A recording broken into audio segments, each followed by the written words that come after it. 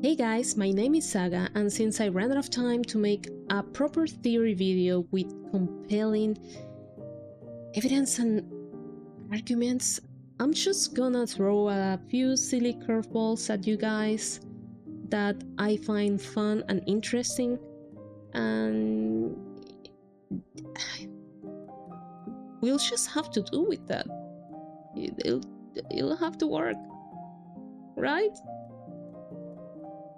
You don't really need that much proof to believe a theory. Sometimes you just go by feeling.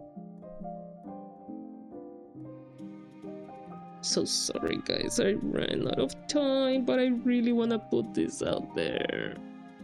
Anyways, let's get right into it. Disclaimer, these theories are only for fun. I don't claim to have all of the answers about the game, or to know what Toby Fox really intends to do with the story of the game. I'm just having fun theorizing. So, enjoy! So these are gonna be 5 theories, because we're getting chapter 5. To be honest, I didn't even think about how they are the same thing. I just wrote them last night.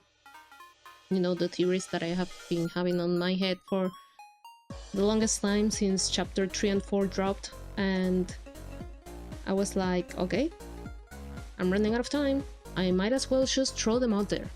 So, without further ado, here are my 5, this is 10, my 5 silly theories. So what are the tunnels like? They are like the sword route map from chapter 3. There's 2 possibilities that I've come to for such a weird and interesting map. 1, this is a map from the past, where things used to be in hometown long ago. Or 2, it's a map of the tunnels that go all under hometown, from different places like the bunker to different locations, even under the lake. Which would explain why Onion-san and Susie can hear music coming from across or under the lake. What gave me this idea initially? Well, when you get to the last room in chapter 3 where you end up fighting the knight, the room is Christmas theme, which makes no sense, especially when you remember that this was the dreamer's house. However, this could mean that somehow there's a tunnel connecting both the holidays and the dreamer's residences. I know, it sounds crazy, but hear me out. Just a little. You get to this place by unlocking the doors with parental control locks, used normally to keep kids from seeing certain channels on TV.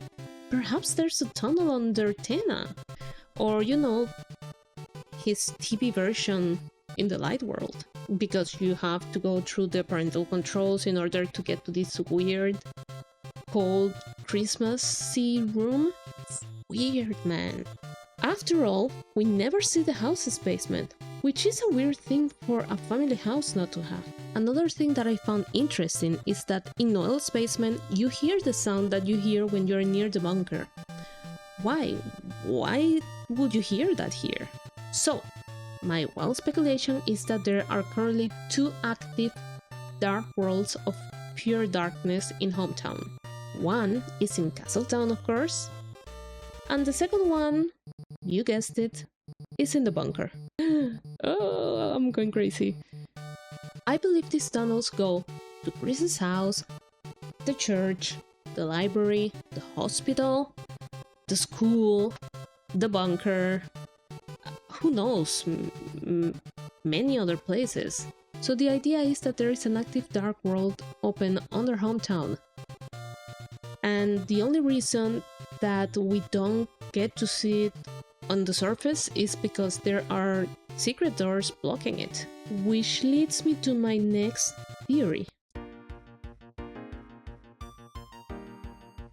So something that the community has always wondered is, how does Rolsey get around to every single dark world, even though they are in different parts of hometown, and even though other darkness cannot stand being in those other dark worlds, they turn to stone, but for Ralsei, that's not a problem. I mean, obviously Ralsei is a special type of darkner. I still don't quite understand what or how. There are so many possibilities out there. But what does feel right is that he is getting to these places from underground. And how does he manage to finally get to a dark world even though he gets there a little bit late? Whenever Chris or the Knight opens a dark fountain near one of the tunnel entrances. You know, just like how in chapter 1, Ralsei can go from his own dark world, the closet, to the classroom next door, which is the other dark world, just by going through the door. It's basically the same idea. Basically, he's going through the tunnels. When he senses that there's a new dark world, he runs through the tunnels and he gets to the new dark world, let's say for example the church, and he just opens the door. What are the doors for these places? My theory is that for Chris, it's under the TV. For the church, it's in the closet that we cannot open. For the library, it's in the server closet that we never go into. And for the school, it's in the supply closet. Oh, and where does Ralsei go when he's trying to get from Castletown to anywhere else? Through the double doors in his castle. The ones behind the cauldron. There's definitely something important there. But also, that could be the entrance to the underground tunnel system. Isn't it weird that when Toriel is in Chapter 3 Dark World, she's a queen? Or some sort of royalty? And that when in Chapter 4 we see the panel depicting Asgore, he's a king? Well, he has a crown, so I'm assuming he's a king. My theory is that the person that made the first and pure darkness fountain is Chris. I mean, I guess you could say it's Asriel, but you have to consider that in Chapter 1, when you enter the first Dark World, the first save that you get to has Chris' name on it, and then you replace it with your own. So what do I mean by this? I believe that Chris set the most important things in motion before we joined them in Deltarune, because they knew they could not show us important and vulnerable information like who's behind the hard door in Castletown. It's probably this. For this theory to work, Ralsei has to be part of Chris in some way, because if they are the prince, that means Ralsei's parents will be considered the monarchs of darkness. How did Ralsei end up being the prince if Chris made the fountain of pure darkness? I don't know, man, this is a crackpot theory, so make what you will out of that. Anyways, no time to lose! On to the next theory!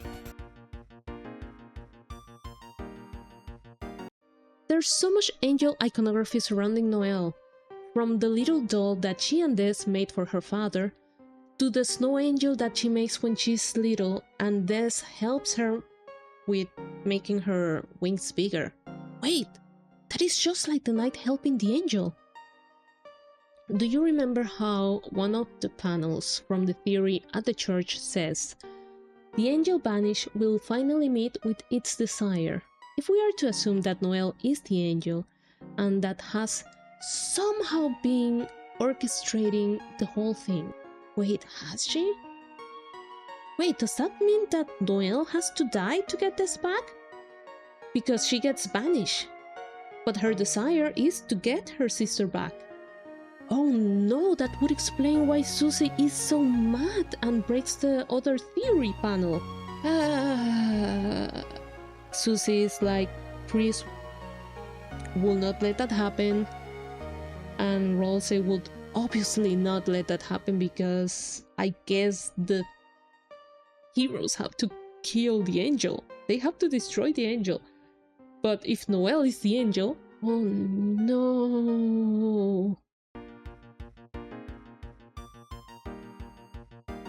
Asgore is said to talk with his 7 flowers, you know, the different color ones, the ones that are the same color as the Undertale souls that you find, and he tells them about his issues.